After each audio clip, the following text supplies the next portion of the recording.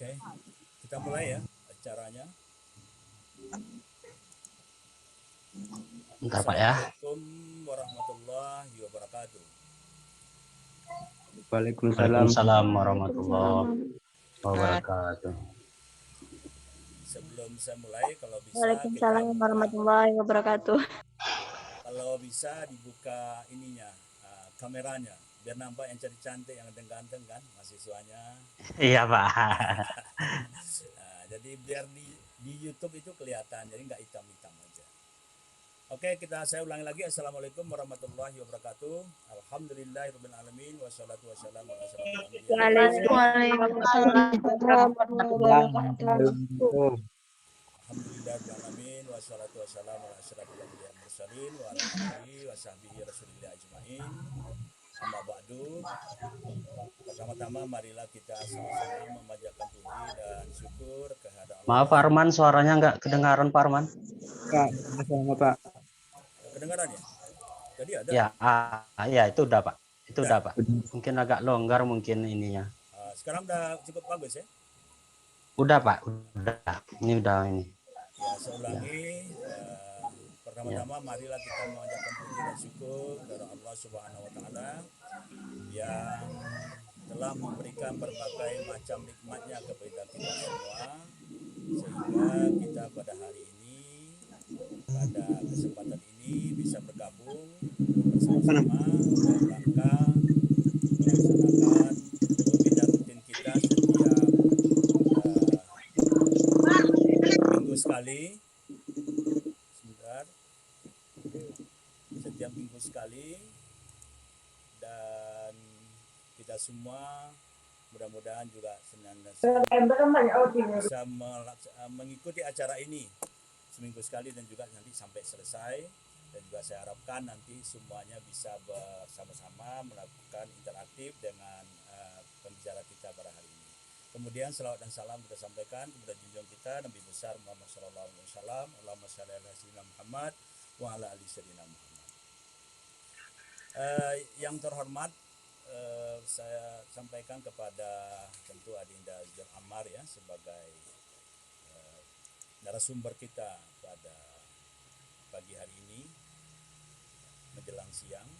Kemudian juga kepada, saya mohon maaf ini tidak bisa memperhatikan satu persatu ya, karena sambil juga meng-add yang masuk mungkin pada Bapak Rektor, kepada Wakil Rektor, kepada Dekan, kepada dosen, Bapak dan Ibu dosen, mahasiswa-mahasiswi, adik-adik semua yang sempat hadir pada kesempatan ini. Terlebih dulu saya mengucapkan terima kasih banyak. Alhamdulillah sebelum acara dimulai ini kita sudah ada 68 orang ya. Alhamdulillah banyak nih peminat Pak Zul Ammar ini ya. Mantan dekan ya, pasti banyak lah ya. Oke, untuk tidak berlama-lama ya, kita dengarkan saja dulu. Nanti kalau ada dari pihak universitas yang hadir, nanti setelah untuk acara ini kita minta nanti closing statementnya dari pihak kampus ya. Untuk itu kami persilakan kepada narasumber kita pada hari ini untuk memaparkan materinya. Terserah waktunya berapa lama. Yang jelas kalau memang bisa tidak terlalu panjang, saya mengharapkan nanti ada interaktif yang lebih panjang, itu lebih bagus kan di antara kita. Baiklah, kita silakan kepada Adinda Zul Ammar untuk menyampaikan materi yang akan disampaikannya pada kesempatan ini. Kami persilakan, mic-nya di on kan dulu. Iya. Oke Pak. Cek sound dulu Pak, jelas Pak, ini jelas, kedengaran kan? Jelas. Oke, baik, terima kasih banyak kepada moderator Arman ya, Pak Arman Linggawisnu. Kemudian yang saya hormati, sebetulnya ini Pak Rektor mau hadir ini Pak, cuman berhubung tadi seperti yang disampaikan oleh Pak Alsar itu ada ini ya, ada rapat juga. Meeting pagi ini katanya, jadi mungkin akan nanti mungkin masuknya. biasa. Kemudian Bapak Ibu dosen, Dekan Fakultas Ilmu Sosial yang sempat hadir juga pada hari ini, pada pertemuan ini yang kami hormati, dan para peserta, adik-adik mahasiswa, Bapak Ibu sekalian yang hadir di kuliah umum pada hari ini. Jadi kita mungkin kuliahnya tidak terlalu panjang-panjang Pak ya, mungkin sebentar saja, sekitar 30 menit paling lama mungkin untuk penyampaian materinya. Nanti kita buka sesi diskusi saja, sebab ada salah satu artikel saya baca ya, Zoom itu kenapa dibuat 40 menit, rupanya memang kejenuhan manusia itu di depan laptop itu dia hanya sampai 40 menit Pak ya. Iya, betul. Jadi memang ditargetkan meeting atau apa kuliah dan segala macam itu ya, penyampaian itu jangan lebih dari 40 menit. Itu ada di sebuah jurnal, makanya dibuatlah Zoom itu gratisnya 40 menit. Nah, itu ada alasan tertentu rupanya. Nah, jadi kita usahakan efisien mungkin menggunakan waktu untuk penyampaian materi ini. Mungkin ini udah bisa ini Pak, bisa kelihatan anunya Pak. Bagus kelihatan. Bagus ya. Oke, langsung saja untuk mempersingkat waktu kita. Ini tema kita, entrepreneur pada era disrupsi ekonomi atau era disrupsi bisnis. Nah, jadi ini sama ya, era disrupsi ekonomi atau era disrupsi bisnis. Kemudian bagaimana nanti kaitannya dengan era disrupsi ini dengan bisnis ataupun para pengusaha, apa yang harus dilakukan oleh para pengusaha ini. Jadi era disrupsi ini banyak sekali contohnya pada saat ini, sebab kalau disrupsi ini artinya secara ini ya, itu artinya perubahan. Cuman kalau di dalam bahasa biasa itu ada istilahnya perubahan inovasi. Disrupsi itu adalah perubahan yang merubah suatu sistem, merubah suatu cara, sehingga bisa kita definisikan disrupsi ini itu inovasi yang frontal, inovasi yang radikal lah istilah kalau bahasa orang sekarang itu ya, itu ada dengan istilah radikal. Jadi disrupsi itu ada perubahan-perubahan yang radikal ya, ada perubahan yang jelas merubah suatu tatanan sistem ekonomi. Jadi disrupsi ini banyak sebetulnya, ada disrupsi teknologi, ada disrupsi digital, ada disrupsi sosial, ada disrupsi ekonomi. Cuman yang akan kita bahas pada kuliah hari ini itu adalah disrupsi bisnis. Banyak. Untuk pertama sekali kita awali mungkin dari kewirausahaan itu apa sebetulnya. Jadi kewirausahaan ini intinya itu ya, kita menghasilkan suatu nilai tambah melalui kreativitas atau inovasi. Nah, ini menurut Zimmerer, sehingga kita selalu bisa menghasilkan nilai tambah, menghasilkan pendapatan untuk dalam rangka memajukan suatu organisasi ataupun untuk pendapatan kita sendiri. Cuman persoalannya pada era saat ini itu perubahan itu sangat sangat ekstrim sekali kalau dibandingkan zaman dulu. Zaman dulu kita itu umpamanya orang tua kita dulu itu hanya bekerja umpamanya toke karet gitu ya. Sampai kita tamat kuliah, orang tua kita toke karet itu tetap bisa. Kalau saat ini mungkin dengan persaingan, dengan perubahan-perubahan tatanan ekonomi saat ini itu akan sangat sulit untuk bertahan. Sebab apa? Perubahan pada zaman ini itu berubah sangat drastis, sangat cepat. Nah, jadi disrupsi itu apa? Itu era di mana terjadinya perubahan masif yang mengubah sistem dan tatanan bisnis yang lebih baru. Nah, jadi ada perubahan yang lebih baru, ya. Nah, kalau seandainya saya contohkan itu misalkan mobil ya, mobil Toyota, mobil Toyota itu ada Innova dari tipe G ke tipe selanjutnya. Nah, itu bukan disrupsi, itu hanya inovasi.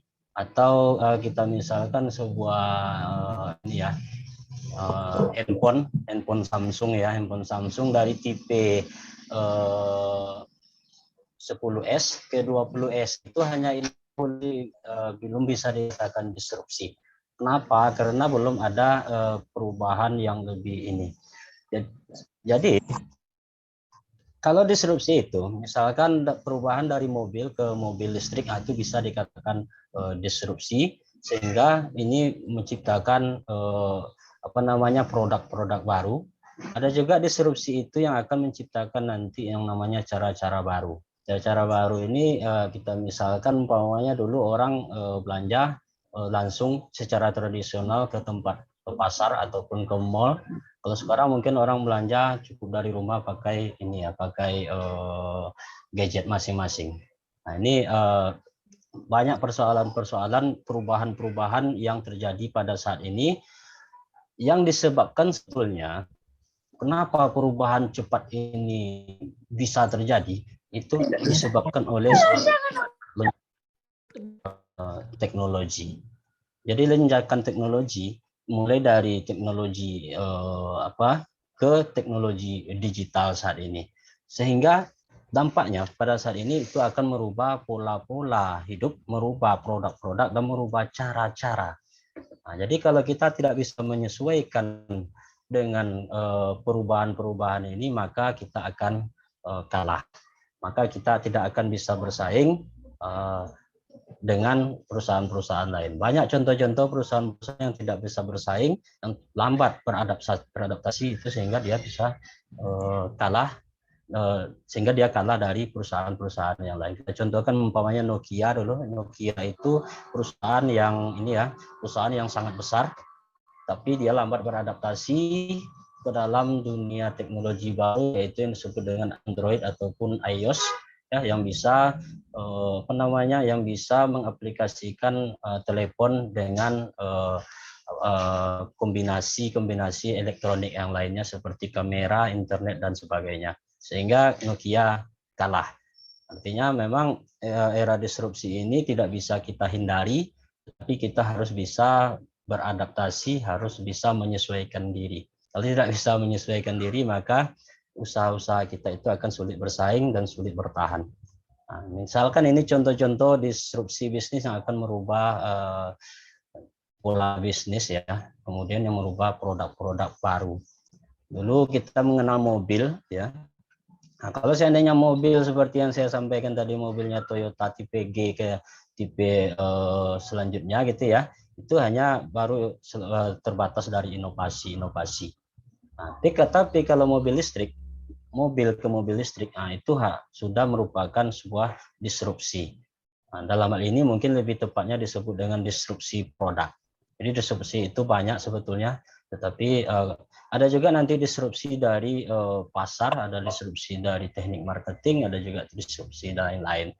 Yang pada hakikatnya, yang pada akhirnya nanti itu akan merubah tatanan ekonomi dan merubah cara-cara pola ekonomi, sehingga siapa yang bisa bertahan di dalam disrupsi ini, dia yang bisa beradaptasi, dia yang akan bertahan.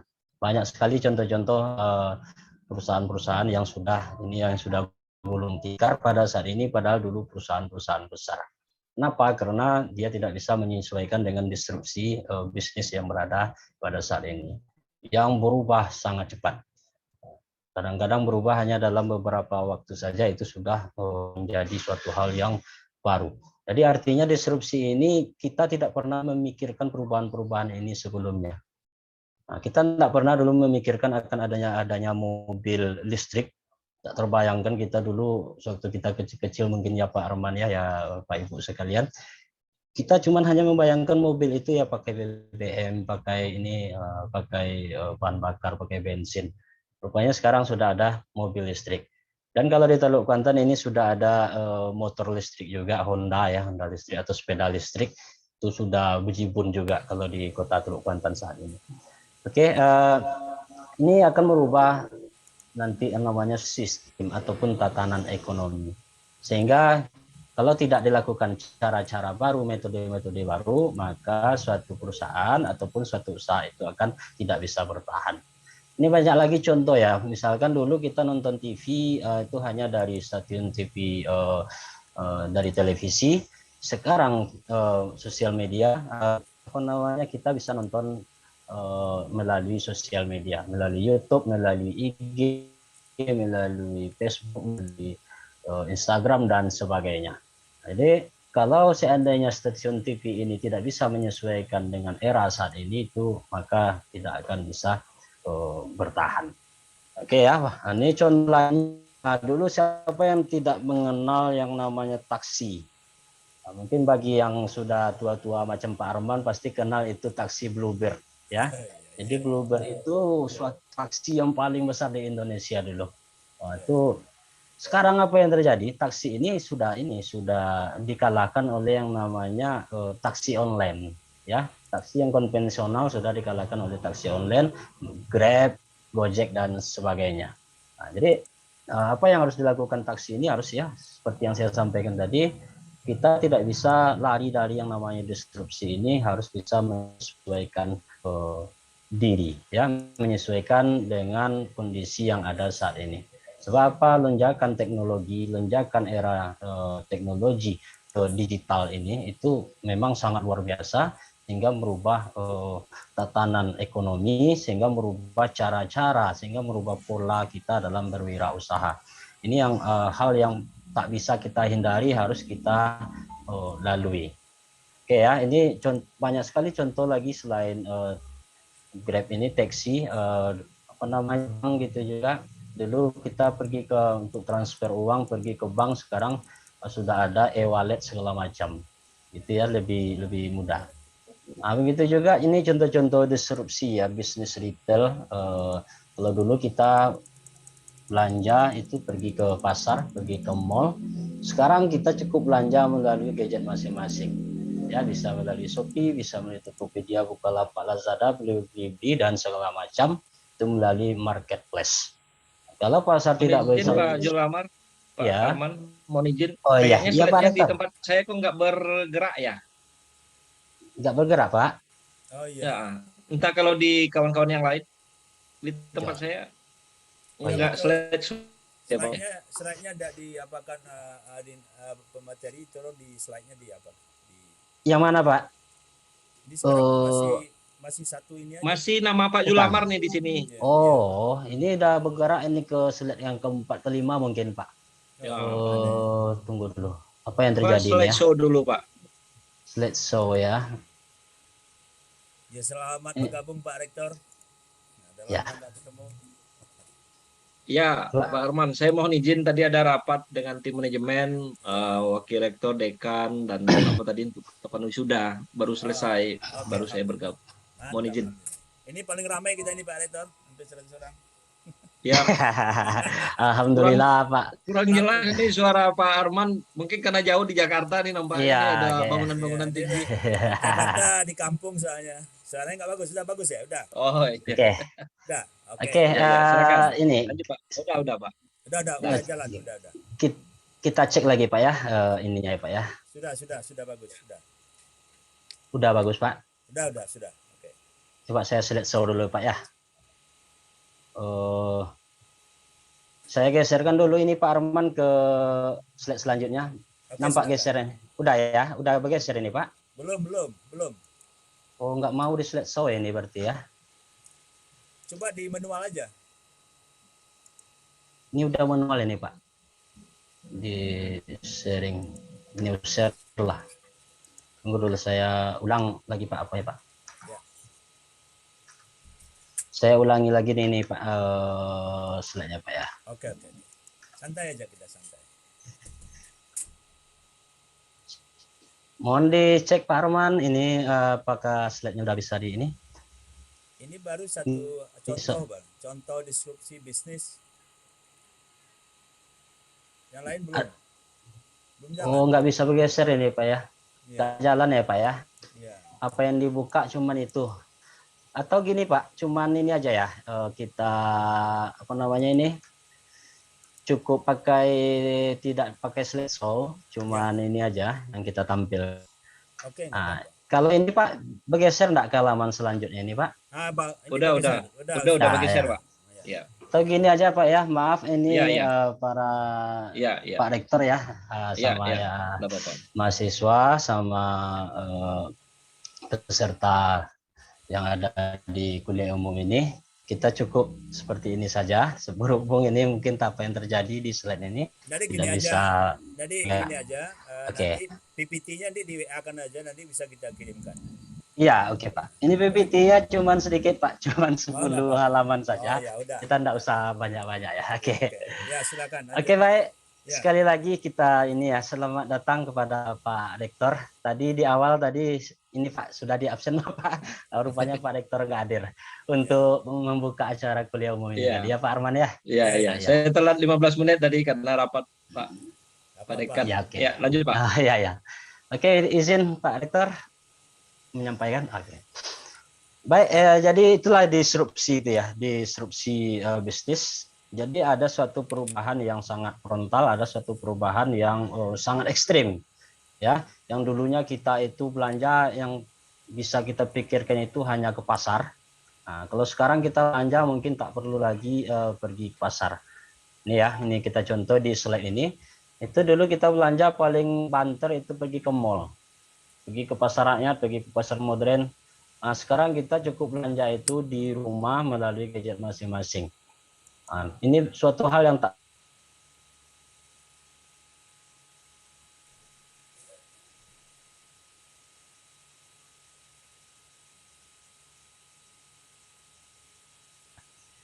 ini nanti akan merubah tatanan, akan merubah pola, akan merubah cara-cara kehidupan masyarakat dalam berbisnis, dalam berekonomi. Oke ya. Kemudian selanjutnya, ini contoh-contoh deskripsi bisnis juga ini ya. Kalau dulu kita kuliah, kita kursus itu langsung ke lembaga kursus, ada lembaga kuantum dan segala macamnya dulu, ya. Sekarang itu sangat jarang kita lihat sekarang lembaga-lembaga kursus yang ini. Dulu ada Primagama, ada kuantum, itu sangat besar-besar, sangat besar dulu. Kalau di Pekanbaru itu hampir setiap sudut dulu itu ada lembaga-lembaga kursus waktu kami kuliah. Cuman kalau sekarang itu trennya sudah berubah, itu tren bisnis sekarang itu tren bisnisnya sudah berubah itu melalui kursus online. Kita cukup kursus itu hanya melalui media online saja, itu melalui Zoom dan segala macamnya. Jadi ini termasuk dalam disrupsi ekonomi yang pada akhirnya nanti ini akan merubah yang namanya tatanan atau cara-cara kita dalam berbisnis. Oke ya, ini yang harus kita pahami di dalam era disrupsi ini. Jadi era disrupsi ini sebetulnya pada saat ini sangat booming ya. Kenapa booming? Kenapa booming pada saat ini? Itu diakibatkan oleh maraknya atau oleh lonjakan atau loncatan era digital itu yang sangat ini. Kalau dulu mungkin era itu hanya berubah sedikit-sedikit ya, tidak merubah pola hidup itu lebih ke arah yang lebih ini ya. Nah, tapi kalau saat ini itu berubah sangat cepat, sangat dinamis, dan kalau kita tidak bisa menyesuaikan diri ini kita akan bersaing dan tidak bisa bertahan. Nah, ini banyak sekali ini yang bisa menjadi contoh-contoh. Apalagi pada saat era COVID kemarin, ya era COVID kemarin itu membuat manusia itu lebih kreatif. Ya, era COVID kemarin ini. Bahkan penggunaan media sosial, penggunaan belanja di marketplace itu melonjak sangat tajam. Artinya dengan adanya COVID ini itu perubahan itu semakin cepat, terutama perubahan di era digital ya. Orang tak ada lagi kalau dulu masih banyak orang belanja di pasar, sekarang berhubung COVID itu orang hampir semuanya sudah menggunakan marketplace dan media sosial lain untuk belanja. Nah, ini sangat drastis perubahannya. Jadi perubahan-perubahan ini tidak bisa kita hindari dan tidak bisa kita abaikan. Sebab apa? Kita memang harus menatap untuk masa depan. Nah, jadi kita yang tua-tua ini macam Pak Arman dan apa ya Pak ya, ini harus menyesuaikan juga ini. Kalau tak menyesuaikan diri ya Siap. ini akan terjadi ini ya. Ya memang kita akui ini pada saat ini pola ini ya pola tenaga kerja itu Ya. memang lebih dikuasai keilmuan itu dari generasi milenial. Tak usah jauh-jauh kita untuk kadang untuk membuka WA, untuk buka aplikasi dan segala macamnya, itu kita lebih banyak bertanya kepada anak-anak muda. Artinya apa? Memang untuk dunia kerja zaman saat ini itu lebih akan dinominasi oleh generasi muda yang notabene lebih menguasai teknologi dan digital.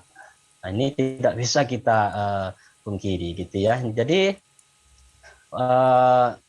di era COVID ini itu terjadi lonjakan-lonjakan ini ya, lonjakan-lonjakan penggunaan teknologi. Nah, sehingga akibatnya apa? Terjadilah disrupsi, terutama disrupsi dalam bidang ekonomi dan bisnis. Jadi pola-pola bisnis itu sekarang sudah berubah dari yang konvensional itu lebih banyak ke digital. Hampir semua sektor itu sudah merubah ke digital, termasuk perbankan juga ya. Perbankan itu sekarang bagaimana kita membuat rekening itu sudah di online saja, termasuk tanda tangannya online tanpa kita perlu ke bank. Ya, ini sebetulnya di Singapura itu sudah lama itu dilakukan. Tapi di Indonesia ini baru kemarin saya coba buka di Bank Mandiri itu sudah seperti itu tanpa harus pergi ke bank. Nah, ya, tapi kalau di BRI kemarin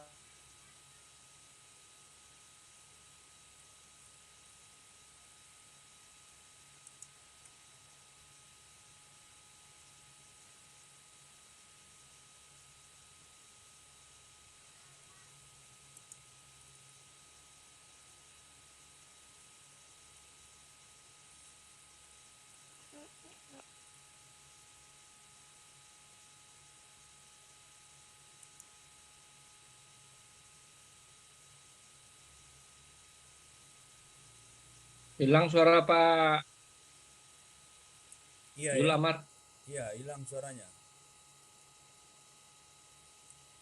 Dia sinyal kali. Ada disrupsi mungkin. Ah, Pak Abdul Rahman.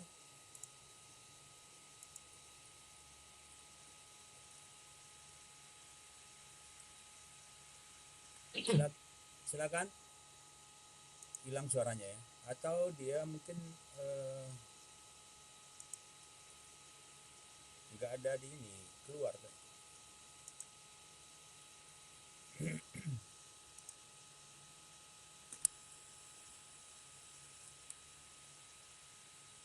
Oke, silakan.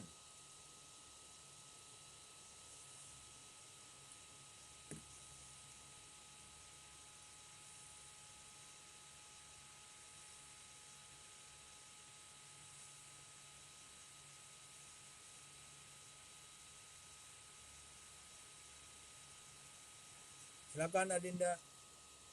Adik Zul, kedengaran suara kami? halo Pak, bisa dites Pak? Udah, oke, Oh, silakan. udah, oke. Ya, Oke. Baik, kita lanjut ya. ya, Nah, jadi seperti yang saya sampaikan tadi, mohon maaf kepada Bapak Rektor dan para hadirin sekalian karena ada gangguan ini ya, gangguan jaringan mungkin tadi sehingga terputus. ya, Nah, jadi disrupsi ini akan membuat ini ya dampak-dampak. Apa dampaknya? Karena terjadi perubahan terutama dalam sektor ekonomi, sehingga itu nanti akan muncul pasar-pasar baru juga. Ya, pasar-pasar baru itu akan muncul, sepertinya itu akan banyak bisnis-bisnis baru. Sehingga karena adanya pasar-pasar baru terutama yang bergerak di bidang teknologi ya, sehingga itu akan menimbulkan juga nanti yang namanya pengusaha-pengusaha baru. Ya, kalau dulu kita bekerja itu pasti di suatu perusahaan besar ya, terus sekarang mungkin sudah banyak yang jadi YouTuber, sudah banyak yang jadi ya konten kreator dan segala macam, jadi gamers, jadi apa namanya itu streaming, ya, menjadi desain grafis. Ini kenapa banyak orang bekerja di sektor-sektor ini? Karena ada pasar-pasar baru di yang namanya di sektor teknologi ataupun sektor digital ini. Oke ya, ini sebetulnya pangsa pasar ini ya, di pasar-pasar baru ini itu lebih banyak didominasi oleh generasi milenial, karena memang generasi milenial saat ini itu lebih ini ya, lebih memahami tentang teknologi dibandingkan generasi-generasi old ya. Kira-kira seperti itu. Nah, sehingga dari dampak-dampak perubahan-perubahan disrupsi ini itu sistem ya, pola manajemen suatu usaha itu sudah berubah ya, berubah dari aset menjadi ke network ataupun ke apa namanya, lebih kepada ini ya, kepada pergaulan, lebih kepada apa namanya ya, Komunitas.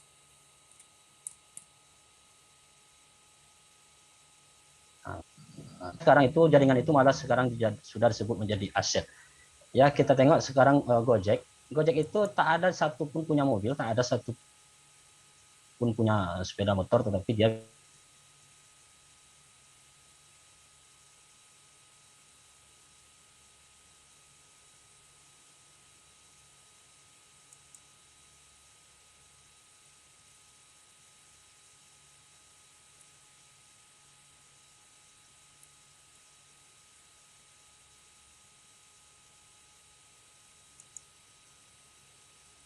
Pak Zul Amar, suaranya nggak kedengaran lagi. yang udah itu udah masuk lagi Pak. Oke ya, kita lanjut ya. Nah, jadi usaha-usaha zaman sekarang ini tuh sudah beralih. Orang tak salut lagi dengan perusahaan-perusahaan besar, asetnya besar, gedungnya tinggi, ya. Nah, sekarang sudah berubah ke perusahaan-perusahaan yang bisa membangun networking. Ya, kita tengok itu salah satu contoh yang paling sederhana itu adalah Gojek. Gojek tanpa punya motor, punya mobil, tapi dia bisa apa namanya mengalahkan taksi. Kenapa? Karena dia membangun networknya, membangun jaringannya, dia bisa berkolaborasi dengan masyarakat yang punya motor, yang punya mobil. Sehingga ini berdampak juga nanti terhadap usaha-usaha lain. Jadi masyarakat saat ini itu pada hakikatnya itu sudah tidak mau lagi menjadi karyawan. Orang lebih suka bekerja sendiri melalui kolaborasi atau melalui networking yang dibangun oleh perusahaan-perusahaan yang ada saat ini. Ya, contohnya sekarang itu penurunan orang yang mau bekerja di bidang asuransi. Ini ada sebuah jurnal yang mengatakan seperti itu. Orang anak muda sekarang tidak mau lagi menjadi bekerja di asuransi. Nanti ini bekerja di asuransi mencari pelanggan dapat fee, mencari pelanggan dapat fee. Lebih bagus kita jalankan motor Gojek atau Grab, punya mobil Grab itu akan dapat uang, kita jalankan sendiri, waktunya kita menentukan sendiri. Artinya kita itu punya aset masing-masing, kita punya perusahaan masing-masing pada satu perusahaan orang lain. Ini membangun networking ini. Dan ini contoh-contoh Gojek, Grab dan segala macam ini banyak pada perusahaan-perusahaan lain yang sudah dilakukan. Begitu juga dengan YouTube. YouTube itu banyak kita bisa membuat TV sendiri di YouTube. Artinya apa? Kita bisa membuat TV kita sendiri, ya, mau apa nama TV kita, tetapi melalui networking yang dibangun oleh YouTube. Begitu juga yang lain-lain. Jadi artinya apa? Siapa yang bisa membangun networking, dia yang punya aset. Nah, ini terjadi perubahan yang sangat signifikan. Kita pada saat ini dunia ini sudah masuk ke apa namanya artifisial seperti yang disampaikan oleh Pak Arban tadi ya. Dan kita harus siap sampai saat ini. Jadi kalau perusahaan-perusahaan yang tidak bisa membangun networking pada saat ini itu akan sulit juga bertahan nantinya. Apa dampak dari disrupsi bisnis yang saya sampaikan seperti contoh-contoh di atas tadi? Itu marketing itu tidak perlu lagi marketing metode lama, itu cuman sekarang marketing itu lebih kepada mobilisasi atau yang disebut oleh anak muda sekarang itu dengan viral. Ya, yang penting viral itu sudah menjadi marketing yang sangat luar biasa. Nah, artinya tak perlu lagi kita menyebarkan brosur, tak perlu lagi masukkan ke radio, tak perlu lagi masukkan ke TV dan segala macam. Yang penting suatu yang kita pasarkan itu, produk atau jasa yang ingin kita pasarkan itu bisa viral, ya, sehingga menyebabkan mobilisasi di masyarakat. Jadi ada perubahan dari sisi marketing juga. Sebetulnya banyak perubahan-perubahan yang disebabkan disrupsi bisnis secara umum, mungkin ini yang bisa terlihat pada saat ini. Oke ya. Nah, jadi berhubung ya ada perubahan-perubahan yang sangat signifikan yang terjadi di era ini, terutama di era di sektor ekonomi ataupun sektor bisnis. Apa yang harus kita lakukan, ya? Nah, ini menurut Profesor Renal Ghazali, berhubung dia meneliti tentang ini, ya, apa yang harus kita lakukan biar kita bisa bersaing dan bertahan, supaya kita tidak seperti Nokia yang lambat melakukan adaptasi di dalam dunia handphone, ya, dalam dunia ini ke smartphone, sehingga dia kalah. Begitu juga dengan perusahaan-perusahaan yang lain seperti dulu Yahoo. Mungkin Pak Rektor ini sangat paham Yahoo dulu. Sekarang tidak ada lagi kita dengar yang namanya Yahoo. Sekarang sudah diganti menjadi Google, ya. Google, semuanya Google, apa-apa Google. Hampir semua produk itu diisi oleh Google. Nah, kenapa Yahoo kalah? Padahal Yahoo itu dulu adalah perusahaan yang sangat besar, ya, tetapi bisa dikalahkan oleh yang namanya Google. Nah, Yahoo, kenyataannya Yahoo itu lambat beradaptasi sehingga kalah selangkah oleh Google, orang pindah ke Google. Yang kalah selangkah tadi sulit lagi untuk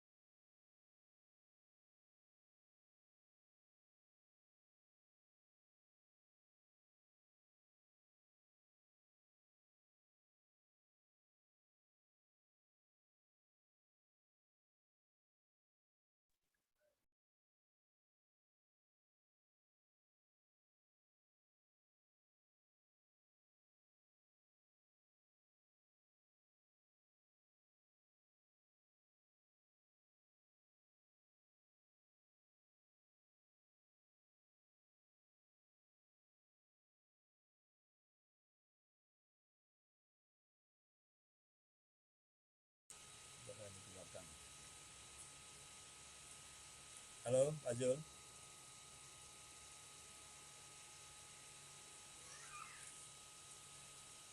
Pak Zul. Hilang ya? Hilang.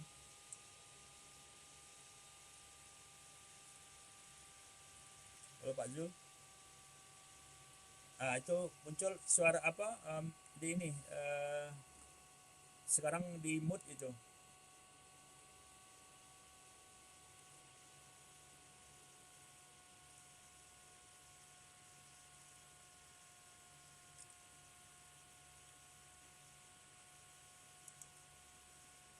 Pak Zul.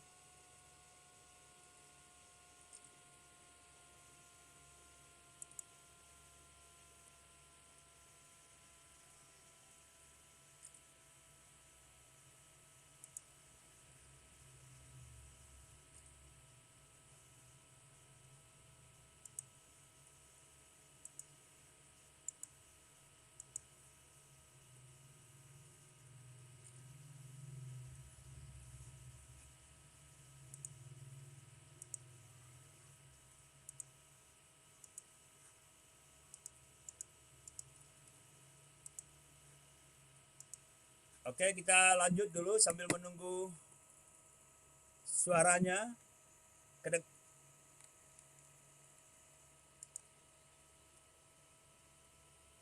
Suara saya kedengaran ya?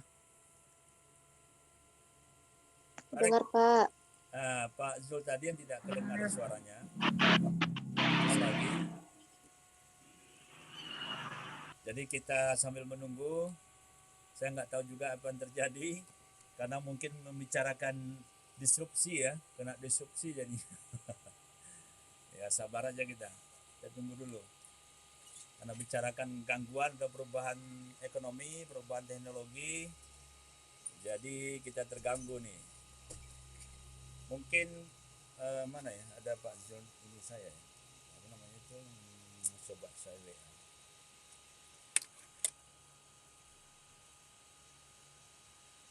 Oh, di sana mati lampu rupanya. Ya pakai ini aja, pakai api aja kalau bisa.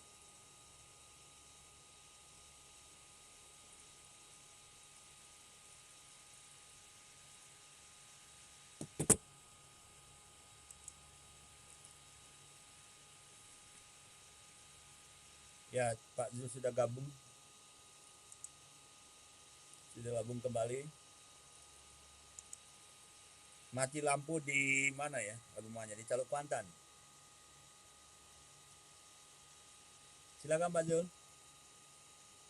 Kalau sudah gabung, langsung aja. Di sini mati lampu Pak, jadi kita Ya nggak apa-apa. Langsung aja kita kalau bisa mungkin interaktif aja kita langsung. Kalau ditutup dulu yang tadi, yang apa penutup yang tadi aja ditutup dulu. Ya pemaparan yang tadi. Ya.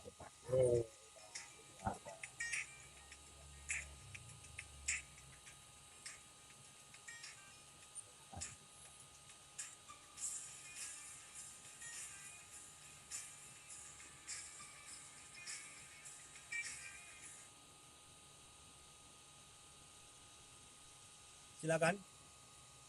Ya Pak, ini lagi saya buka ini Pak.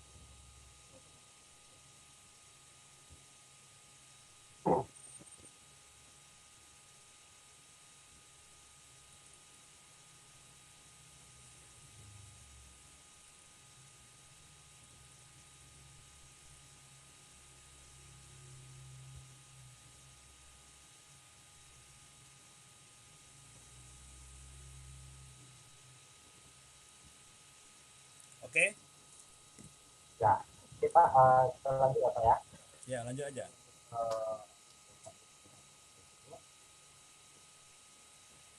Pak, jadi ini ya, untuk ini berhubung banyak gangguan.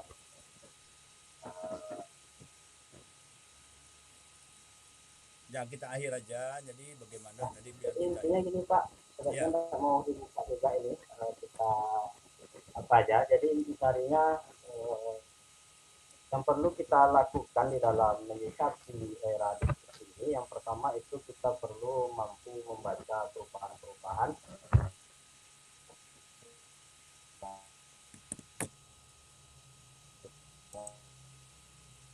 kita apa Pak Zul kalau bisa pakai HP aja lah. Pakai HP aja mungkin. Suaranya agak ini. suara kurang ya Pak ya, saya ganti laptop dari ini Pak. Di HP aja. Dengan HP mungkin.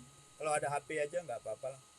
Oh HP aja Pak ya. Ya mungkin lebih bagus Ini suara. kurang ini suaranya Pak. Suaranya agak Kurang. jauh. Jauh di dalam. Agak jauh ya Pak ya. Iya, ini, benar. Pak. Kita nanti interaktif aja. Jadi kan pakai HP saya kira nggak apa-apa kan. Dua-dua dipakai. Iya. Kalau ada laptop juga.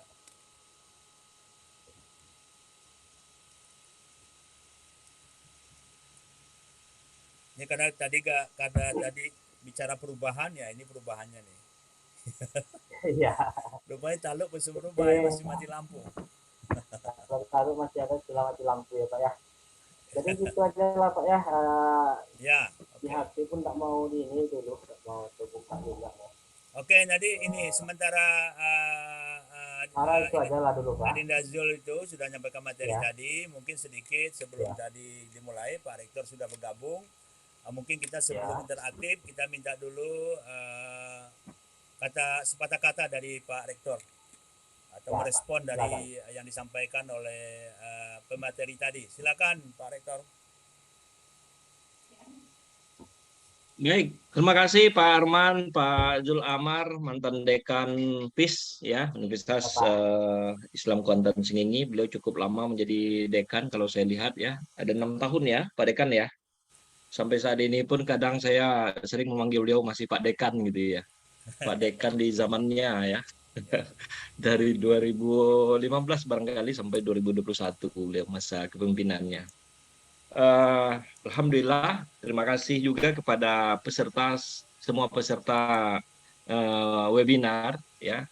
Terima kasih kepada Pak Arman dan terkhusus pada Pak Zul Aman. Alhamdulillah, terima kasih kepada semua ya.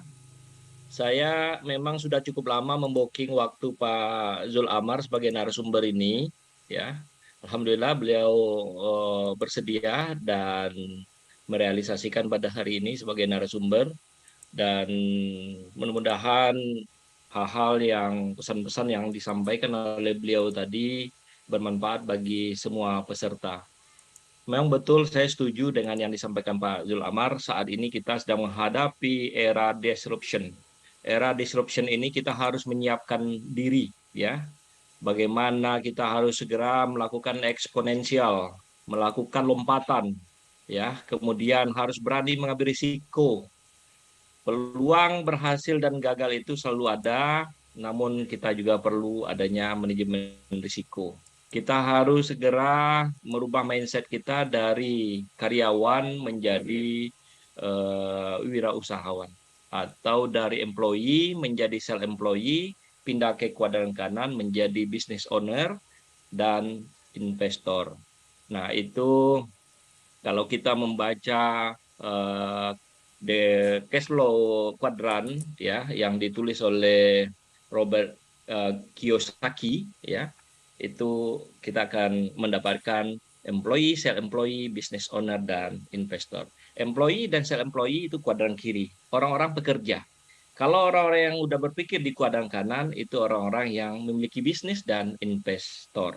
Nah, oleh karena itu perubahan yang terjadi saat ini, yang tadi dicontohkan misalnya taksi Bluebird ya, yang sangat perkasa selama ini, sekarang sudah dikalahkan oleh Gojek, sudah dikalahkan oleh Maxim, Gokar, dan lain sebagainya. Jadi perusahaannya tidak memiliki mobil, tetapi dia mendapatkan income yang besar.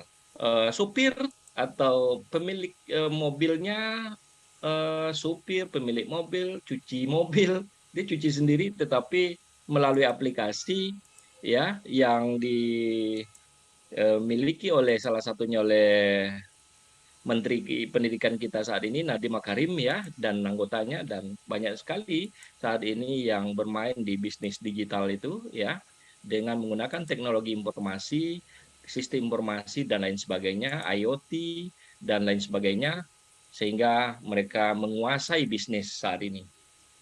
Banyak juga yang sudah mati usaha-usaha yang misalnya kantor pos ya. Kalau dulu kita mengirimkan ucapan selamat ulang tahun, hari Idul Fitri, Idul Adha, dan lain sebagainya, sekarang sudah semuanya online. Undangan pernikahan sekarang sudah dikirim secara online dan lain sebagainya.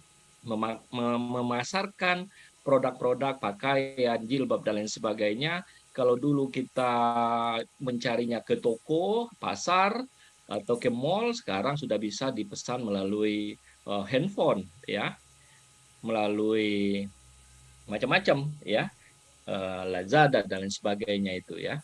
Nah, oleh karena itu pesan-pesan yang disampaikan oleh Pak Zul Amar mudah-mudahan bermanfaat bagi kita semua. Kita harus berpikir menjadi bisnismen yang mengikuti perkembangan saat ini. Ya, demikian saya pikir. Terima kasih sekali lagi Pak Zul Amar, Pak Arman Lingga Wisnu, dan adik-adik semua mahasiswa ataupun peserta webinar ini. Lebih dan kurang mohon maaf. Assalamualaikum warahmatullahi wabarakatuh. Waalaikumsalam warahmatullahi wabarakatuh. Waalaikumsalam warahmatullahi wabarakatuh. Alhamdulillah kita Boleh terima kasih Pak silakan. Rektor. Ini Pak Jul Ammar ini kan sudah menerapkan nih yang kita maksud dalam webinar kita ini untuk merubah mindset kita. Gitu. Meskipun beliau ada dulunya dekan, sekarang dosen, dan kemudian juga buka usaha sendiri dengan UKM. Nah ini perlu dicontoh ya oleh adik-adik mahasiswa. Untuk itu saya minta dulu lah kepada mahasiswa atau mahasiswi, kami persilakan. Silakan sebutkan namanya, buka aja mikrofon atau di unmute kan. Jangan malu-malu. Walaupun ada rektor sini, nggak usah malu-malu. Ini mahasiswa yang sedang kuliah entrepreneur atau bagaimana nih Pak Zul Ammar? Soalnya hari ini cukup banyak nih, hampir 100 tadi saya lihat. Bahkan lebih mungkin. Saat ini masih 86. Tadi sampai 100, jadi karena nggak bisa di ini kita, cuma 100 kan, paling tinggi. Ya sebagian nampaknya nonton di YouTube ya, live-nya. Ya, di YouTube banyak juga ini Pak Rektor, Pak Rektor. Jadi ada dua kelasnya ini, itu kelas entrepreneur, yang satu kelas ekonomi mikro, yang masih terkait dengan entrepreneur juga. Kemudian yang satu kelas ekonomi bisnis yang dihukum Pak. Nah, jadi pasti terkait entrepreneur semuanya ini. Baik, Ya. makasih Pak Zul Ammar, Pak Arman. Ya. Ya, silakan. Kalau mungkin masih ada lagi hal yang perlu didiskusikan, dipersilakan. Silakan bertanya ya. Kalau enggak saya mulai aja bertanya, mancing dulu. Itu disrupsi sama transformasi teknologi, di mana bedanya kira-kira? Mungkin ada macam-macam istilah seperti itu. Dinda Zul. Ya, ini bukan bertanya nih Pak Arman yang uji ya. Ya. Kita didengar dengan jelas suara saya Pak. Ini memang agak ini laptop yang satu ini. Tidak apa-apa, cukup jelas. Mungkin agak bermasalah itu. Didekatin aja ke mic-nya, dekatin ke ininya. Ya, oke. Ya, bagus. Jadi disrupsi ini baru dikenal istilah disrupsi pada tahun 1997. Sebetulnya dulu tahun 1997 itu sudah ada di disrupsi. Karena kenapa terjadi istilah disrupsi? Salah satu penyebabnya itu adalah transformasi teknologi itu dulu. Cuman disrupsi ini sudah baru booming ya. Baru booming pada saat tahun 2017. Sampai saat ini hampir jurnal-jurnal ekonomi itu banyak membahas tentang disrupsi, terutama pola-pola perubahan disrupsi yang diakibatkan oleh teknologi. Jadi disrupsi ini sebetulnya bukan hanya di bidang teknologi saja, ya, tapi di bidang-bidang lain itu juga disebut disrupsi. Contohnya gini, dulu masyarakat itu tahun berapa ya, tahun 1800 itu baru 1 miliar. Sekarang masyarakat itu sudah menjadi berapa sekarang ya, sekitar hampir 10 miliar. Kabarnya tahun 2027 masyarakat di dunia ini sampai 10 miliar. Cuman lantaran ada ini ya, lantaran berubahnya jumlah penduduk dari 1 miliar ke 9 miliar, itu mengakibatkan perubahan tatanan sosial. Ya, contohnya dulu orang bikin rumah ada pekarangannya besar-besar, sekarang pekarangannya kecil. Dulu orang bikin rumah di depan rumah, di halaman rumahnya itu ada pohon mangga, ada pohon rambutan. Sekarang makin kecil, sehingga terjadi perubahan tatanan sosial yang disebut itu disrupsi sosial. Itu ya. Nah, jadi disrupsi itu sebetulnya pada semua aspek, bukan hanya aspek ekonomi saja. Cuman kita bahas yang untuk hari ini yang terkait dengan disrupsi ekonomi. Begitu juga dengan transformasi teknologi ya. Transformasi teknologi itu juga disebut disrupsi. Malah istilah disrupsi ini diawali dari transformasi teknologi pada tahun 1997 itu baru terkenal istilah diskusi. Dulu kita tak ada handphone, sekarang ada handphone zaman dulu. Jadi dari transformasi teknologi itu lahirlah istilah yang namanya istilah disrupsi atau transformasi teknologi yang disebut sekarang dengan istilah disrupsi ekonomi. Jadi transformasi teknologi ini sekarang berkembang lagi namanya disrupsi digital. Jadi teknologi menyebabkan digital. Memang penyebab utama disrupsi ini dulu memang diakibatkan oleh transformasi teknologi. Nah, yang dulu ada empat teknologi ini yang menyebabkan disrupsi. Yang pertama, teknologi itu menggantikan otot, ya. Nah, dulu orang bekerja pakai otot, sekarang pakai teknologi itu akan lebih mudah. Itu awal-awal mulanya terjadinya istilah disrupsi, yang pada hakikatnya itu disebabkan oleh transformasi teknologi itu sendiri. Dengan adanya transformasi teknologi, itu terjadi perubahan-perubahan dalam istilah waktu. Jadi waktu sekarang itu sudah dipotong, itu sudah dipersingkat, ya, dengan adanya teknologi. Nah, itu ya. Kemudian memotong jarak. Dulu kita perlu belanja ke Jakarta harus pakai mobil atau pesawat terbang ke Jakarta. Sekarang tak perlu lagi, tinggal tekan di handphone kita bisa memesan barang ke Jakarta. Bahkan memesan barang ke Cina pun bisa. Untuk saat ini tak perlu susah-susah. Silakan dibuka Shopee cari yang di Cina. Bisa kita mengorder barang dari Cina. Itu artinya sekarang pada saat ini itu sudah teknologi itu memotong waktu. Nah, kemudian yang terakhir teknologi itu membuat seperti yang disampaikan oleh Pak Arman tadi, ya, itu istilahnya kecerdasan artifisial. Jadi kecerdasan buatan, ya. Mungkin kita tak bisa menyimpan data-data orang, mengingat data-data orang banyak, ya. Nah, namun sekarang dengan adanya teknologi kita bisa menyimpan data orang banyak. Nah, jadi kecerdasan pikiran, ya, kecerdasan pikiran itu akan dikalahkan oleh kecerdasan artifisial. Makanya dunia pendidikan sekarang itu tidak hanya menuntut mahasiswa itu untuk cerdas secara pikiran, tetapi juga dituntut untuk cerdas secara artifisial, dalam hal ini menggunakan teknologi. Ya, kita tak bisa menghitung kali-kali, tambah-tambah, bagi-bagi secara cepat, tapi teknologi bisa. Artinya apa? Kecerdasan artifisial itu akan mengalahkan kecerdasan pikiran.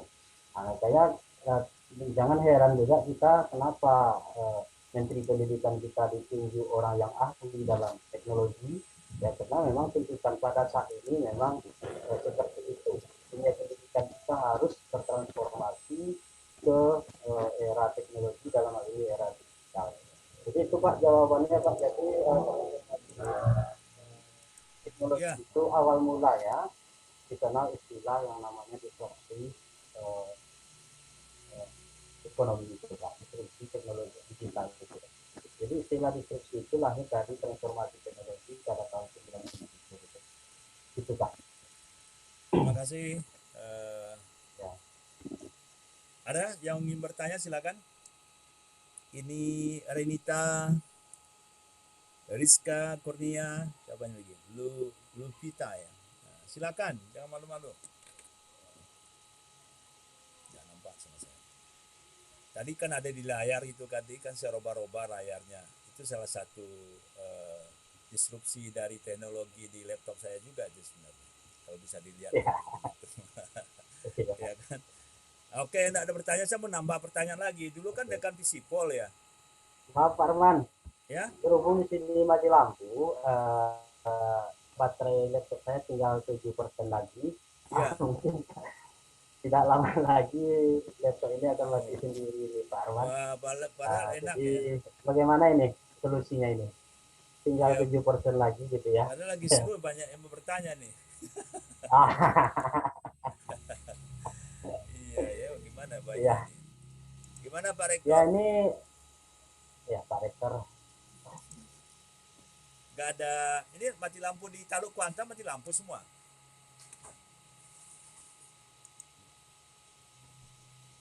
Halo? Mati lampu semua ya Taluk Kuantan, ya? kurang tahu juga ini Pak, mungkin kalau di Taluknya mati Pak, di pasar Taluk mati ini. Kalau di Ya, daerah lain kurang tahu saya. mungkin gini aja lah, menjelang itu habis saya dulu udah ada yang sampai bertanya. Ini aja saya mau tanya tadi, kan di sini gelarnya kayaknya ini kan sarjana ekonomi ya, sama master ekonomi ya. Halo? Oh, udah habis ya. Putus ya HP ininya. Ya gimana? Mungkin adik-adik mahasiswa ada yang merespon ini, acara seperti ini, ada mungkin masukan-masukan. Sayang sekali narasumber kita ada kendala teknis ya. Karena mungkin kita bicara disrupsi tadi mungkin ya. Jadi betul-betul, jadi di Teluk Kuantan belum termasuk nih apanya, ada perubahan. Mudah-mudahan ke depan nggak ada lagi mati ya kan, lampu atau kendala-kendala yang lainnya. Gimana Pak Rektor?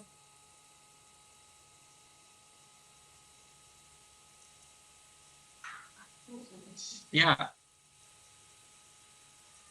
gimana Pak Arman? Suaranya kecil kali, Sayud, oh, gitu sampai ya? ke telinga saya. Sekarang Entah udah saya dengar. yang kecil suara apanya, Nah, sekarang udah volumenya dengar. ya. Udah dengar belum? Udah baru dekat nih, baru dengar. Malam Baru rasa di Pekanbaru nih. Tadi ini. di Jakarta kayaknya suaranya jauh. Ya besok saya baru pulang pagi, besok pagi. Ya kemarin udah dari tanggal 15 saya di sini. 15 Oktober yang lalu. Macam kian sebulan 2 bulan lah soalnya di Jakarta nak. Iya. Ya enggak begitu dah topik dah. Dah lope terdogak dah. Iya.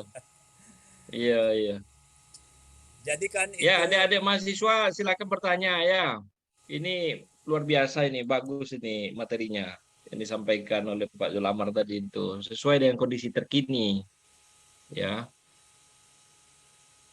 ya Pak Zul tahu Amar enggak kan, kira-kira itu apa yang dimaksud dengan era disruption itu?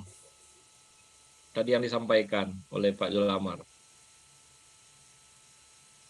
ini dia Kita harus siap ini menghadapi tantangan zaman sekarang, ya. Kita sedang dihadapkan dengan era disruption, ya. tapi disruption Jadi ya silakan lanjut. ya, ilmu itu tidak hanya di kampus saja, ya. Apapun prodinya itu jangan ketinggalan di sistem informasi, jangan ketinggalan teknik informasi, ya. Kemudian ya sekarang semua serba digital, ya. Oleh karena itu jangan gaptek. Saya yakin saudara, anak-anak atau adik-adik yang era saat ini itu lebih melek teknologi informasi daripada usia. Ya Pak Arman aja bayangkan usia udah 61 62 tahun ini, tapi 62 beliau 62 tahun. 62 tahun. 62 tahun ya. Saya mau Tetapi belajar. beliau ternyata mengikuti terus informasi, ya, teknologi informasi ini, ya. Kalau dulu enggak ada nih Zoom meeting nih. Ya. Saya pertama kali mendengar istilah Zoom meeting itu 2019, bayangkan. Akhir 2019 akhir. Jadi waktu itu kami dilantik sebagai pengurus YAKMI pusat di Jakarta, ya.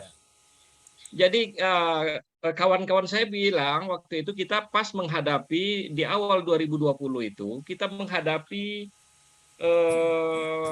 pandemi COVID-19 sehingga perkuliahan, rapat-rapat itu tidak menjadi soal. Kita bisa pakai Zoom, kata kawan saya waktu itu, ya. Wah, apa itu Zoom, saya bilang. Bayangkan ya. Ya. Ternyata kita di 2020 itu sudah bisa kuliah dengan Zoom, ya, rapat dengan Zoom sampai saat ini. Bayangkan begitu cepatnya, ya, sistem informasi dunia teknologi informasi ini. Dan pada tahun 2019 saya masih di UNAN, masih ingat saya itu, ya, di Universitas Andalas ada gagasan dari Pak Menteri Pendidikan saat ini Nadiem Makarim mengatakan bahwa nanti membayar SPP, mengisi KRS, mendapatkan hasil KHS, kemudian perkuliahan itu bisa dari rumah kata beliau. Semua seunan-unannya itu pada komplain, pada nanggapin gimana kita kuliah dari rumah itu. Nggak terpikir. Ya, ya. Baik dosen maupun mahasiswa. Sambil mencemooh ya, maaf statement Pak Menteri itu. Wah, kalau gitu kita enak dong Pak, kita kuliah dari rumah saja. Ya. Apa dampaknya? Kampus itu akan kosong. Kursi-kursi yang kita duduki saat ini akan kosong. Begitu. Ternyata betul. Dan itu kita lalui 2 tahun lamanya, bahkan 2,5 tahun. Ya. Di Unix kita baru mulai kuliah offline lagi bulan 5 kemarin. Nah, ternyata itu kita lalui dan lebih cepat 20 tahun ternyata. COVID membuat perkuliahan online itu lebih cepat 20 tahun daripada yang direncanakan oleh semua pakar IT.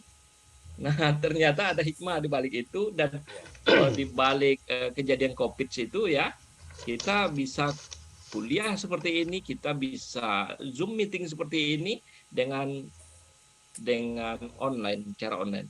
Saya dari pagi tadi Zoom meeting aja Pak Arman. Dari tadi malam kemarin itu. Bahkan sekali ikut Zoom itu ada 2-3 itu. HP dipakai, laptop dipakai. Diikuti berbarengan gitu ya. Nah, jadi kalau kita tidak siap ya, kita akan ketinggalan. Yang ketinggalan jangankan kita individu, ya perusahaan-perusahaan besar saja jadi bangkrut itu, ya. Dikalahkan oleh yang cepat beradaptasi, menyikapi, merespon perubahan yang begitu cepat. Jadi saya setuju sekali dengan yang disampaikan oleh Pak Zul Amar tadi. Nah, harusnya banyak ini pertanyaan-pertanyaan dari adik-adik ini ya. Ayo, silakan. Saya mengisi sedikit aja tadi itu karena Pak Zul Amar saya lihat keluar tadi dari link ya. Ya Pak, terima kasih Pak Rektor. Ya. Silakan Jadi dilanjutkan. Bagi yang mau diskusinya Pak. Yang mau bertanya ini ya, mau yang bertanya ke Pak Rektor boleh juga. Berhubung beliau selain Rektor, tapi beliau juga seorang pengusaha juga ini ya Pak Rektor ya. Jadi Pak Rektor yang mau bertanya sama Pak Rektor boleh juga. Oke. Boleh. Iya, jadi kita sama-sama bagi. Ya. Iya, oke Pak Rektor. Nah, saya tanya tadi kan kepada Zul ya, suara saya kedengaran ya? Bisa Pak, bisa. Ini kan ekonomi ya, master ekonomi juga ya. Tertariknya di bidang elektronik. Pak. Tertariknya di bidang elektronik ya. agak apa itu? Apa dulu penyebab tertariknya di mana tuh? Apa ya Pak? Dasar pendidik jasa. Kalau saya di bidang ekonomi Pak. Ya. S1 ekonomi, S2 ekonomi. Ya, maksud saya lebih ke bisnis. Ke bisnis tertariknya di bidang elektronik ya, di bidang usahanya. Iya, digital Pak, digital. Iya. Bisnis. Kok bisa bisnis gitu? Digital namanya Pak. Kenapa bisa begitu itu maksud saya pertanyaannya. Mungkin mengelaborasi. Mungkin ada juga mahasiswa yang bertanya kan, tapi mungkin takut nanyain gitu, biar saya aja nanya. Motivasi. Oh gitu. Ya. Jadi ya Pak ya, lebih ke spesifik ilmu saya gitu ya Pak ya. Ya. Jadi memang ya apapun ilmu kita itu memang sekarang harus beradaptasi, harus sesuai dengan perkembangan zaman. Ya. Begitu juga jurusan-jurusan di kampus harus juga, walaupun jurusannya seni. Ya, bagaimana seni itu menyesuaikan juga dengan perkembangan zaman. Jangan sampai kalah oleh orang yang tidak kuliah. Masa ya orang sarjana nanti kalah oleh orang yang tak sarjana di bidangnya. Kita contohkan ya jurusan sastra sekarang. Jurusan sastra itu ada sastra bahasa Inggris, ada sastra bahasa asing namanya sastra. Kalah oleh orang yang tidak jurusan sastra. Ada orang yang main di Ome TV gitu ya, itu mereka itu bisa menjadi pengusaha, bisa memperoleh profit dari YouTube dengan keahliannya itu berbahasa. Dia bisa menguasai banyak bahasa kabarnya, bisa menguasai bahasa-bahasa, terutama bahasa-bahasa daya tariknya, ada marketingnya juga di situ, sehingga banyak followernya, banyak subscribernya. Ini bukan sarjana, bukan orang yang kuliah, hanya tamat SMA. Artinya apa ini? Jurusan sastra asing kita, jurusan sastra bahasa asing, ya harus menyesuaikan diri juga, beradaptasi dengan perkembangan ataupun disrupsi yang terjadi di dunia bahasa itu, gitu ya. Begitu juga dengan kami di ekonomi. Berhubung ekonomi sekarang itu sudah meninggalkan yang namanya ekonomi konvensional, dan dari data yang ada itu 52% penduduk Indonesia itu sudah berbelanja melalui marketplace, atau sudah tidak lagi berbelanja melalui pasar konvensional secara langsung. Ini dari data sebuah jurnal. Artinya apa? Kedepannya mungkin kita ini akan meninggalkan pasar-pasar tradisional atau pasar-pasar yang langsung kita masyarakat untuk membelinya. Contohnya saja sekarang itu mal-mal sudah banyak yang tutup. Giant kalau di Pekanbaru itu sudah tutup, dan Matahari kalau kita tengok di beberapa daerah sudah tutup juga, gitu ya. Dan banyak lagi contoh-contoh yang lain. Ini memang sektor-sektor ekonomi ini sudah beranjak ke digital. Jadi mau tak mau kami selaku orang yang bergerak di bidang ekonomi ya, itu harus mengupgrade juga yang nama ilmu pengetahuan, terutama kita harus menggeser ke ekonomi bisnis. Dan alhamdulillah Pak Rektor kita di Universitas Islam Kuantan Sengi itu akan membentuk prodi baru Pak Arman ya. Itu prodi baru yang namanya ekonomi digital. Ya, ekonomi digital. Bisnis digital, maaf. Bisnis digital ya Pak ya. Ini sudah di ACC dari ini kemarin ya. Sudah ada timnya, tim pembentukan prodi digital. Kemudian ada juga di Senat kemarin ya Pak Rektor. Ini menurut saya ini sudah sesuai dengan perkembangan zaman. Jadi artinya apa? Ini kemarin pernah dirancang juga, salah satu yang disampaikan dalam seminar Profesor Rena Ghazali ya. Beliau itu mengharapkan nama-nama prodi, mulai dari nama prodi itu menyesuaikan dengan zaman sekarang. Contohnya sastra tadi. Bagaimana sastra itu, sastra apa gitu. Sebab di luar negeri sudah seperti itu. Nah, di Makarim itu bukan IT pesannya, tapi seperti bisnis digital ini. Jadi harus ada kombinasi antara bidang ilmu terhadap perkembangan saat ini, yaitu digitalnya. Sehingga nama prodi pun harus disesuaikan. Jadi sekarang prodi itu tidak ada lagi namanya manajemen, tidak ada lagi istilah namanya teknologi gitu ya. Harus ada ini pendampingnya, sehingga dia lebih spesifikasi, lebih spesifik, sehingga memang lulusan kita itu mempunyai keterampilan khusus ya dibandingkan orang yang tak kuliah. Nah, itu seperti yang saya sampaikan tadi, kecerdasan artifisial ya, seperti yang disampaikan Pak Arman tadi, itu nanti akan mengalahkan namanya kecerdasan pikiran. Memang seperti itu, teknologi itu jauh mengalahkan otak kita. Penyimpanan data dari teknologi itu jauh, kecepatan berpikir teknologi itu jauh dari kita. Sehingga apa? Bagaimana kita memanfaatkan teknologi artifisial ini untuk membantu manusia itu bekerja. Itu ya hal yang ini. Sehingga bukan prodi ekonomi saja, sampai sastra pun itu harus menyesuaikan dengan era sekarang.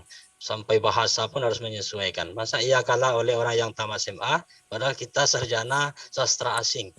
Ya, skalanya di mana? Mungkin di teknik marketingnya. Artinya apa? Sastra itu harus punya juga nilai-nilai marketing, punya juga nilai-nilai bagaimana membangun networking dan segala macam. Mungkin itu Pak Arman, mungkin Pak Rektor mungkin lebih bisa menambahkan, berhubung nih beliau sangat sangat intens dalam pengembangan bisnis digital ini. Ya, makasih. Saya sengaja tadi menanyakan itu karena untuk dalam bidang yang kita sekarang, kemarin saya kan diminta Pak Rektor untuk ini kan bidang Unix Entrepreneur Center ini.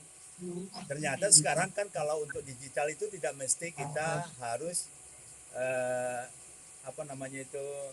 kuliah di bidang IT kan gitu kan. Jadi nampak sekarang apapun bidang kita boleh. Jadi untuk mahasiswa-mahasiswi tidak ada halangan untuk berwirausaha gitu Mas. Itu maksud saya. Poinnya di situ tadi. Betul kan Pak Rektor ya? Oh gitu ya Pak. Iya, betul sekali itu. Ya, itu poinnya di situ. Jadi Pak Rektor minta saya kemarin untuk bisa mengelola bidang kewirausahaan seperti sekarang ini, dan bidang itu webinar ada tujuannya untuk itu. Jadi kepada mahasiswa dan mahasiswi tidak terkait kepada fakultas apa sekarang kita kuliah gitu maksudnya. Kalau kita mau berusaha, kalau kita mau berwirausaha. Poinnya di situ sebenarnya. Jadi contohnya adalah narasumber kita pada hari ini yang backgroundnya hanya di ekonomi tapi juga menggeluti di bidang IT ya di atau elektronik. Silakan kalau mau ada yang menambahkan atau ada yang bertanya sebelum kita sudahi acara ini.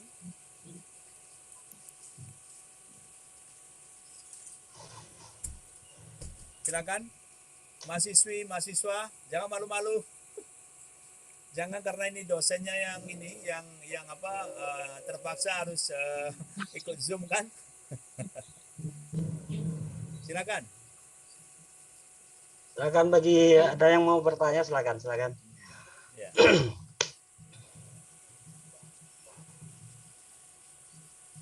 Di sini sudah di Jakarta kebetulan juga baru turun hujan. Kemarin saya juga kena hujan ya sore-sore ya. Jadi di Pekanbaru atau di Riau nggak hujan ya?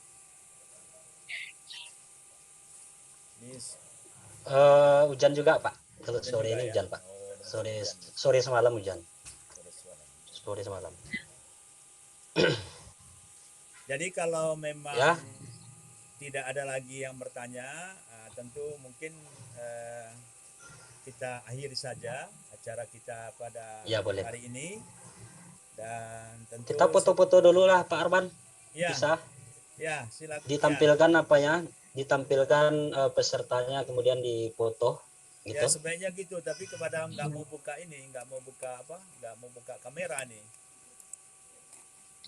Jadi saya udah berapa kali screenshot sih. Oh gitu ya Pak ya. Ya. Coba dibuka. Oh ya, nggak apa-apa lah Pak. Ya. Ini kalau nggak ada yang buka kamera nggak usah kasih nilai nanti. Nggak Pak, nggak ada pengaruhnya. Ya. Ya kalau buka kamera dia ini bisa kelihatan langsung kan. Dasar screenshot nih. Ya, saya ke screenshot juga ini Pak. Coba sama-sama kita screenshot yang punya screenshot.